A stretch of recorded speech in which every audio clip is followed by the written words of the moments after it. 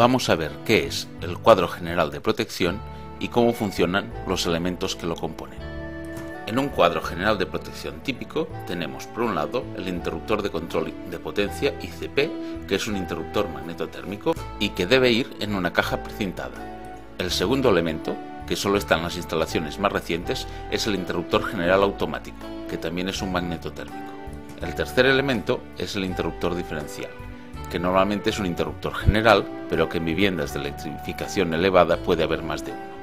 Y finalmente tenemos unos cuantos pequeños interruptores automáticos, PIA, que son los magnetotérmicos que protegen cada una de las líneas de la instalación.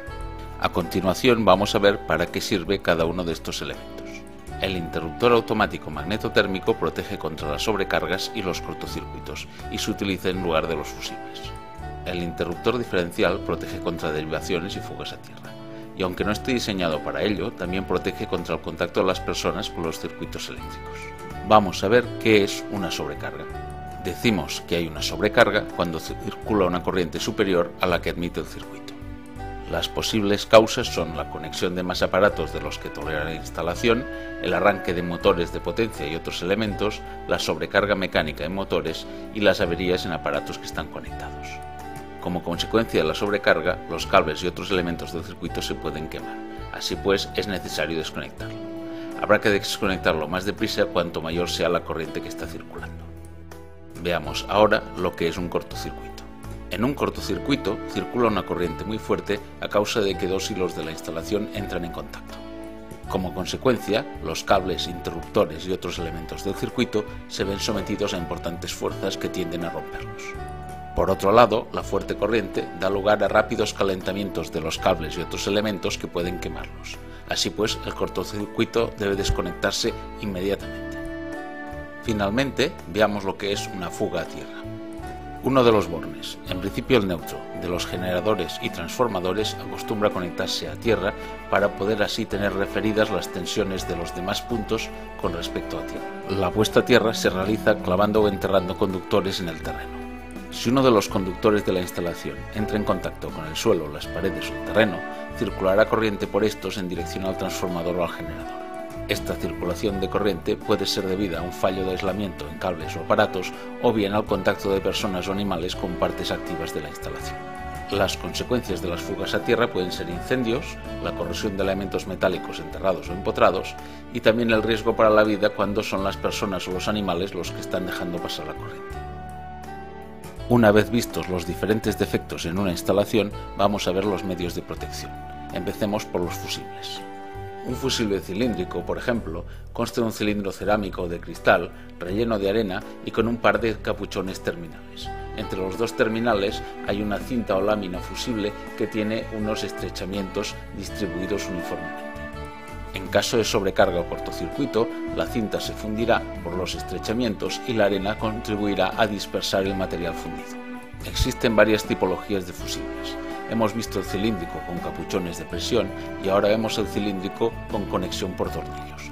En el caso de los fusibles de cartucho, el diámetro del cuerpo y el diámetro de la cabeza son distintos para cada corriente nominal y aumentan con el valor de esta. De esta forma, no es posible sustituir el fusible por otro mayor. En la base del fusible hay una pequeña placa circular cuyo color nos señala la corriente nominal del fusible. Cuando el fusible funde, esta placa salta indicando la fusión del fusible.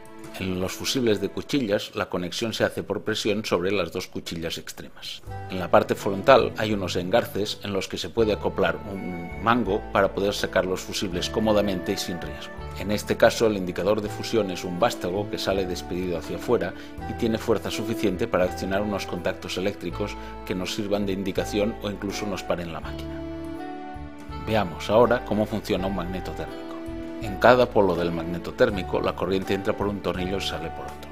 Por el camino encuentra el contacto del interruptor, accionado por una pieza basculante, la bobina con su vástago que hace de núcleo y un bimetal que con un tornillo de regulación va a accionar la pieza basculante. El bimetal se encarga de la parte térmica del magnetotérmico. Un bimetal son dos metales distintos soldados en toda su longitud. Cuando el bimetal se calienta, los dos metales se dilatan diferentemente. Dado que están soldados, no pueden alargarse uno más que el otro, y lo que resulta es que el bimetal se dobla. Así pues, en caso de sobrecarga, el bimetal se calentará y se doblará, y provocará la desconexión del interruptor más rápidamente cuanto mayor sea la corriente. La parte magnética está compuesta por una bobina y un vástago que le hace de núcleo. En funcionamiento normal, la corriente de la bobina no es capaz de atraer al vástago. En caso de cortocircuito, la fuerte corriente provoca una fuerza de atracción suficiente para atraer al vástago bruscamente, lo que provoca la desconexión instantánea del interruptor. Observemos las distintas piezas en un interruptor real. Tenemos la entrada, la salida, los contactos fijo y móvil, la bobina con el vástago, el bimetal y el tornillo de regulación. Y podemos ver cómo cambia la posición del contacto móvil al conectar el interruptor. Hemos visto los elementos en un interruptor de pequeña corriente. Al aumentar la corriente nominal aparecen nuevos elementos, las láminas apagachispas y los reductores de arco. El tiempo que tarda, en función de la intensidad, la parte térmica del magnetotérmico a desconectar es una curva parabólica debido al calentamiento del bimetal. Fijémonos que el eje horizontal de la curva está en valor relativo de la corriente. De esta forma, la misma curva sirve para cualquier corriente nominal.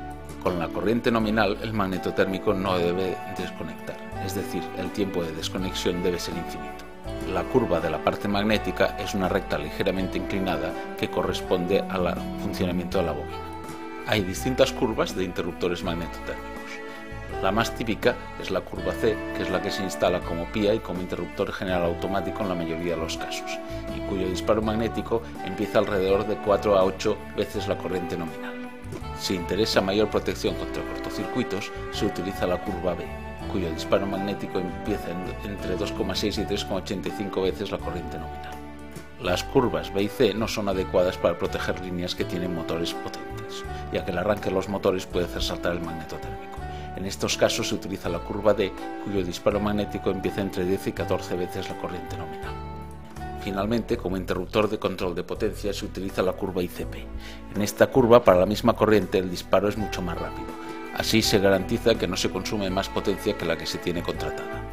Las curvas que nos da el fabricante para un magnetotérmico real suelen ser dobles. La curva real del magnetotérmico estará situada entre las dos curvas que nos dan. Fijémonos que en sobrecargas pequeñas el tiempo de desconexión es de horas o minutos, en sobrecargas fuertes es de segundos y en el caso de cortocircuitos es de milésimas de segundo. La zona lenta de la curva corresponde a la parte térmica y la zona rápida corresponde a la parte magnética. Vamos a ver la desconexión real de un magnetotérmico en caso de cortocircuito. Cuidado, el experimento que sigue se ha realizado en un laboratorio acondicionado y utilizando tensión reducida y corriente controlada. Hacer este experimento en casa puede causarle lesiones y puede dejar sin suministro eléctrico a su vivienda y a las vecinas. Vamos a provocar un cortocircuito. Si lo hiciéramos con un pulsador normal, destruiríamos el pulsador.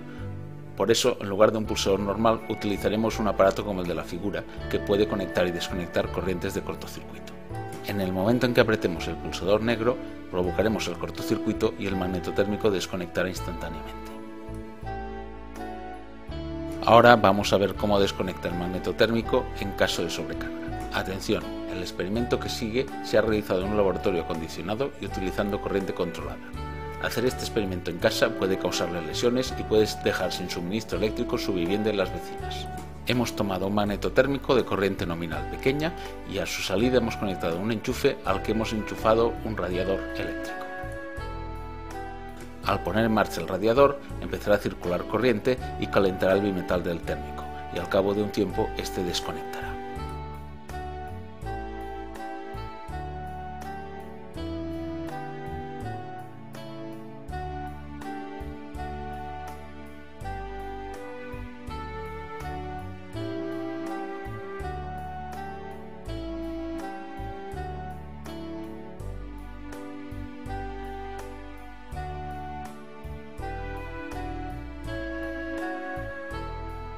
En este caso, la sobrecarga era muy fuerte para este magnetotérmico que ha tardado unos 35 segundos a desconectar.